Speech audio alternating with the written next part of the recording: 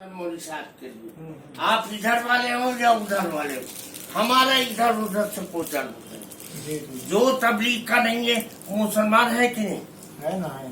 तो जो मोदी साहब का नहीं है वो मुसलमान है। अब मसला पूछो क्या पूछ रहे हैं, जो सूरह का नहीं है वो मुसलमान है। किसी के साथ आलिम के साथ बदतमीजी मत करो, चाहे मोदी साहब के हो तो इनकी बदतमीजी मत करो और इनके हो तो उनकी बदतमीजी मत करो। और काम करते हो अल्लाह के लिए। काम अगर तुम शोरा के लिए करते हो तो तुम बेदीन हो, काम अगर तुम साथ के लिए करते हो तो ये दीन नहीं है, बेदीनी है। बात समझे कि नहीं समझे? माशाअल्लाह बहुत हम वो आदमी, हम न्यूट्रल आदमी, हम इस इख्तलाफ से पहले 3 साल पहले लखनऊ में कहा था कि मोदी साहब तबलीग को ले डूबेगा।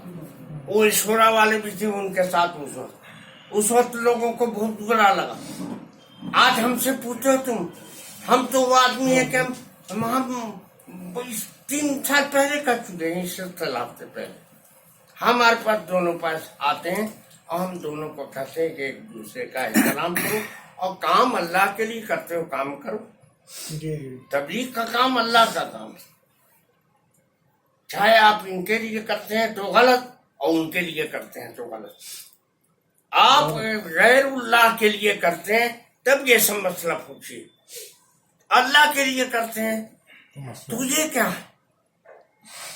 इनके बड़े जो थे मौलाना इलियास साहब, मौलाना यूसुफ साहब, हम काम उनके लिए किया है, तबलीग उनका काम है, ये दीन का काम है, दीन के लिए किया। इन लोगों ने काम शुरू किया, इनका एहसान शुक्रिया अपनी जगह पर है, लेकिन है इंसान ना। मौलाना इलियास नहीं थे तो दीन नहीं रहा।